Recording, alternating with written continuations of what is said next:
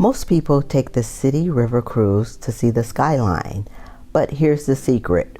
What you notice isn't always what the city is really saying. Hidden in the details are stories about how people lived, solved problems, and dreamed big. And what we're doing today is the kind of exercise first-year design students practice, training your eye to see differently, to notice the hidden choices behind the shapes around us. I'm here with my aunt, uncle, and my husband for a quick day trip. And as we sail through Chicago's architecture, I'll show you how to spot those details for yourself. And here's the best part. Once you see it, you can't unsee it.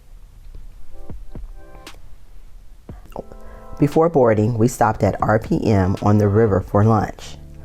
The space itself is designed to celebrate its setting. Terraces that stretch out toward the water and wide windows that frame the skyline like artwork.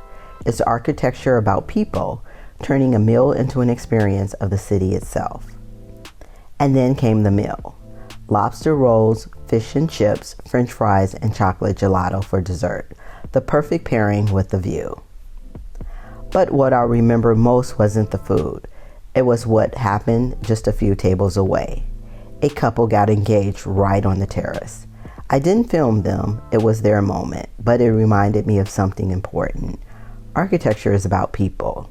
Spaces like this aren't just built for dining. They're built for connection, celebration, for memories that last a lifetime. From RPM, we strolled down the Riverwalk to board the boat. The Riverwalk itself is one of Chicago's most ambitious design projects. It turned an industrial waterway into a place for walking, gathering, and simply enjoying the city. Architecture, again, about people. When I first started studying design, one of the earliest exercises was learning how to really see. I remember looking for alphabets in the structure of buildings, in the shadow of trees, even in the form of clouds. It wasn't about the letters themselves, it was about training our eyes to notice shapes, patterns, and meaning in the world around us. And that's what I want to do on this cruise today. These aren't just buildings, they're stories and solutions hidden in plain sight. As the boat pulls away and the river curves, the first building that feels like it's responding to you is 333 Wacker. The sweeping arc of glass mirrors the bend of the river so closely it almost finishes the river's gesture. It's one of the simplest design moves, responding to what's already there. But when you see it at this scale, reflecting water and sky, it feels intentional and almost poetic. A little further west, the Merchandise Mart fills your entire view like a floating fortress.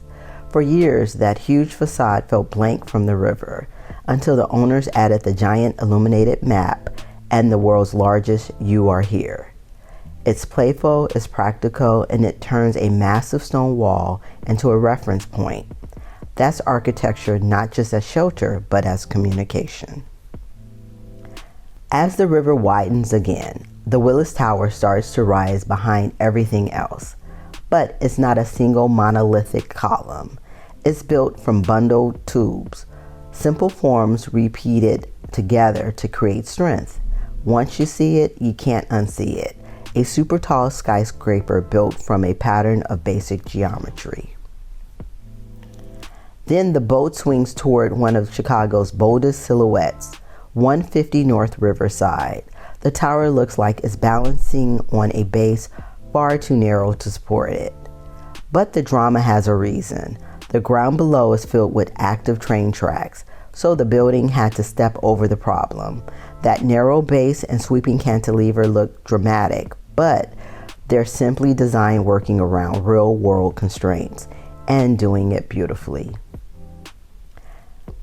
As the boat turns north, everything softens and Marina City comes into view. The famous corncob towers, playful, unexpected, and instantly recognizable. But behind the whimsy was a real issue. How do you combine living and parking in a dense city? The solution was a vertical village where residents could spiral up to their homes. Those circular balconies are repetition with personality, practical and joyful at the same time. Heading back toward the lake, the aqua towers appear like balconies that ripple like water. Those curves break up wind pressure, but they also echo the movement of Lake Michigan. It's the kind of design that feels engineered and hand-drawn at the same time. Function becomes poetry. And all throughout the tour, the bridges rise and lower above the river. Chicago has more movable bridges than any other city. They were designed to open quickly so people and goods could move freely, and somewhere along the way, that pure function became elegant movement. As we head back toward Michigan Avenue, the Wrigley Building glows on the riverfront. Its white terracotta tiles are glazed to be almost self-cleaning, so every rainfall helps it stay bright. It was designed as a beacon, and even today it feels welcoming. Just across the bridge, the Tribune Tower rises with its Gothic spires. But look closely. Fragments from world monuments, Notre Dame, the Great Wall of China, the Alamo, are embedded in the facade. It's architecture as global storytelling. And then, right beside them, the Apple Store.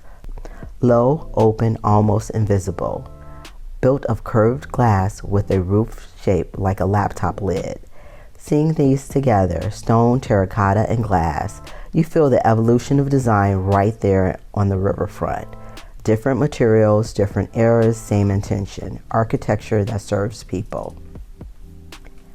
Sharing this day with my aunt, uncle, and my husband made the tour even more meaningful. Architecture is about people. And in this moment, it was about us, sharing stories, noticing details, and making memories we'll carry home. So here's what stayed with me. The skyline is breathtaking, yes. But the real magic is in the details.